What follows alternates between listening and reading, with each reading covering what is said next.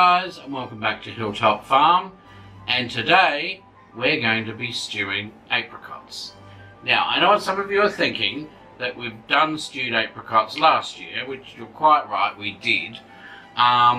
Since then, I've been watching what other people get up to. And a lot of people are moving over, rather than doing a lot of this stuff on the stovetop, they're going over to slow cookers. And I thought, well, I'll give this a go, because the problem is with stovetop is you have to keep your eye on these things like a hawk, because you cannot let them burn. The slightest hint of it starting to catch, and that terrible burnt flavour goes through the whole lot. And you can lose, you could lose a lot of fruit doing that. So I thought, let's try and find a way where we can minimise that.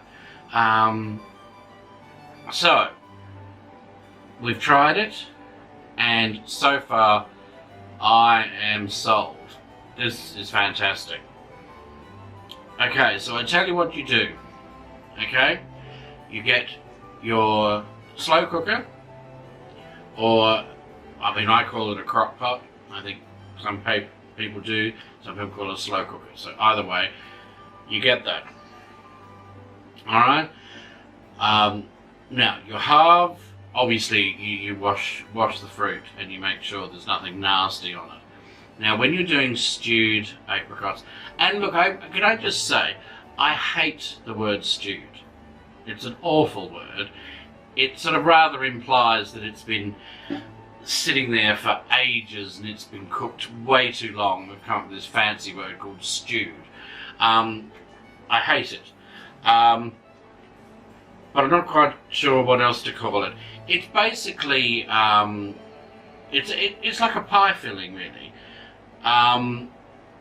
Only this, to use as a pie filling, when you went to use it, you would have to thicken it, because this wouldn't be thick enough to use as a pie filling.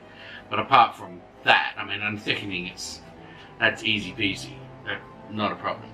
So what you do is take clean fruit, and you can use fruit that's a little bit green just before it's ready.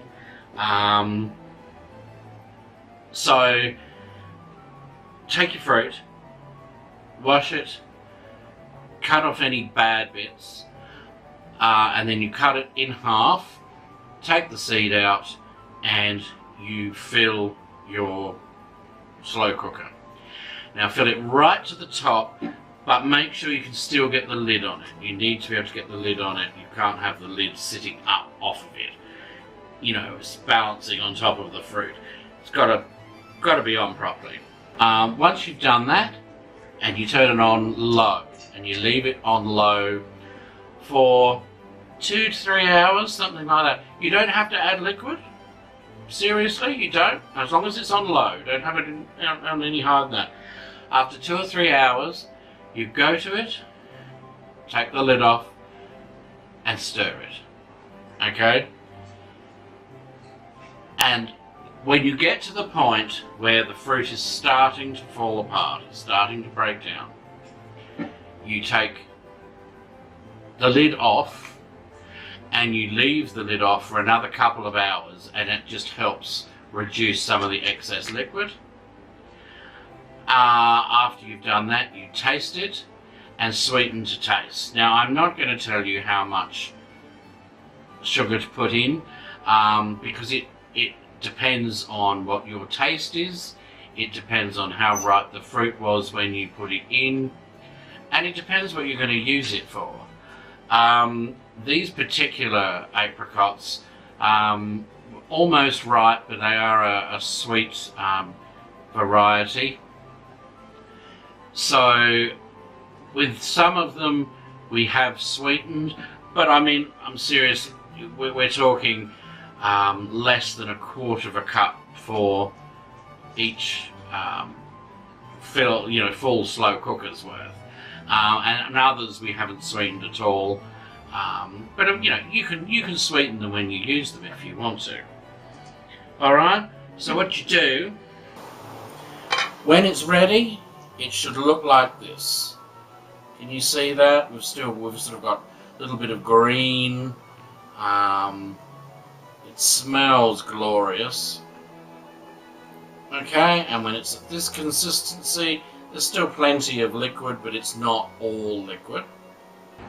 Because you've got to remember, if I was going to freeze this, I would cook it an hour or so longer. But this is going in the canner to be canned. So it will continue cooking in that process. Alright, now once you've got it to this point, then we start jarring it up for the canner.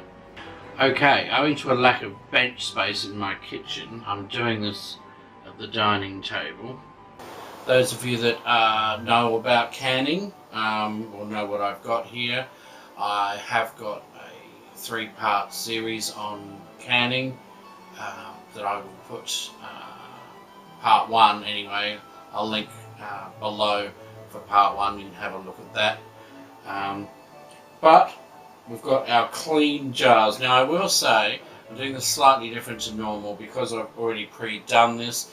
It's at room temperature, it is not hot. Alright, so my jars are clean and sterilised, but they are not piping hot. Right? Now, with this particular thing, you can water bath can it or you can pressure can it. Where I have the option of doing either, I always prefer to pressure can. I feel that it's done at higher temperatures and it's more likely to kill off any of the nasties. So that's what I do. So I'm not worried that it's not piping hot to start with. I mean, it's only been freshly made. It's not like weeks old or anything. Okay, so what you do is give it a good mix round. Okay, turn this round so that I don't make too much of a mess. Okay, now as you know, when you do can things, you are supposed to debubble. With something like this, however, I give it a bit of a shake, but I don't necessarily debubble because you don't really get bubbles trapped in liquids. Now, we're going to need 1 inch of headspace, so we're really only going up to this line here. Okay, might just do a fraction more. Okay. Now, take that out, pop it there. Now, we get our paper. In here we've got white vinegar. Okay, I use that all the time. That's what I clean the tops with. And that way you know there's nothing nasty. When you clean these jars and prepare them, you've already checked to make sure there are no chips or anything like that, because they won't seal. Okay. Now, take your lid and pop it on.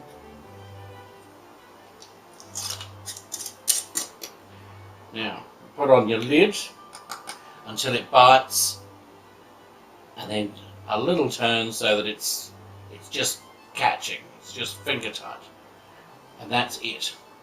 Okay, so that one is ready, and we move this one over. I'll show you another one.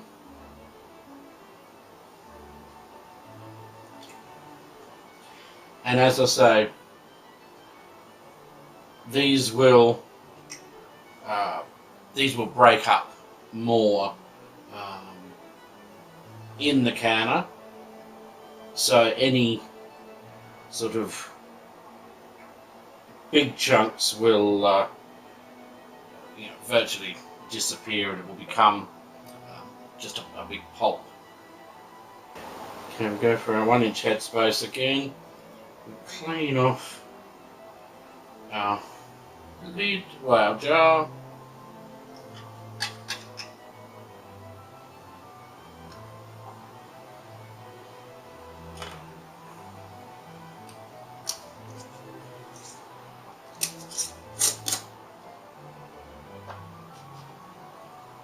Okay, finger tight. And then we keep going until it's all done. We've actually got 2 crock pots or slow cookers on the go. So yeah, we shall can up all of it and then pop it in the canner. Alright, now when it goes in the canner, remember to check and have the appropriate weights for your altitude. Now when I put it in cool like this, I put them in, there'll be a double layer. So on the first layer I will fill up just below the neck of the bottom row of jars. I will fill that up with warm but not hot water, because this is warm but not hot. Then I'll do my second layer. Once all that's in, I will seal it down, making sure that I've checked all my seals, I've made sure I've checked my vents, everything's working properly, and I will turn it on. And I will slowly bring it up to heat, and once it starts venting, and that's with the steam rushing out the air vent on the top, once it starts venting, I shall let it vent for 10 minutes, then I shall put the weight on. Now from our altitude, it's only like the smallest weight, which is, I think it's 5 pound, but I'd have to check, I can't remember. But we go with the lightest weight here because we're not that far above sea level. Then when your weight starts jiggling and you're at 10 pounds pressure, then you leave it for, if you're doing the pressure canning, you leave it for 10 to 15 minutes. If you're doing water bath canning, once you get it up to heat, it's more like half an hour. But yeah, I will do this for 10 to 15 minutes. And then when it's finished, turn it off and let it cool on its own. Don't try and take the weight off, or God forbid try and open it. Just let it sit. Once the pressure has gone right down, you can then take the weight off. And on my canner anyway, there's a safety valve at the back that pops up with the slightest bit of pressure. As soon as that pops down, then you can open it. But it's still very, very hot. Be careful of the steam when you open the lid. Alright? And once I've done that, I'll bring you back and show you the finished product. So there we go, all done. Now, this is the finished product. And doesn't it just look wonderful? Look at that lovely rich colour. Beautiful. Okay, well, I suggest you give this a try, because those of you that, like me, that are still in the dark ages and using the cooktop to do anything like, you know, your pie fillings or stewed fruit, give it a go in your slow cooker or crock pot, because believe me, it's so much easier. It does take longer, I'll say that, but you know, you can get on with other things. You're not chained to the stove the whole time. And as I said, when you do anything like that with fruits or jams, you have to stand there and stir it, because you can't let it burn. Can't let it catch, or you just, you know, you ruin your harvest. So you don't want to do that. So give it a try. It's fantastic. Okay, so if you like this video, give it a big thumbs up. Hit the subscribe button so you don't miss out on any other of our videos. Alright, thank you for joining us today, and until next time, it's goodbye from Hilltop Farm. See ya!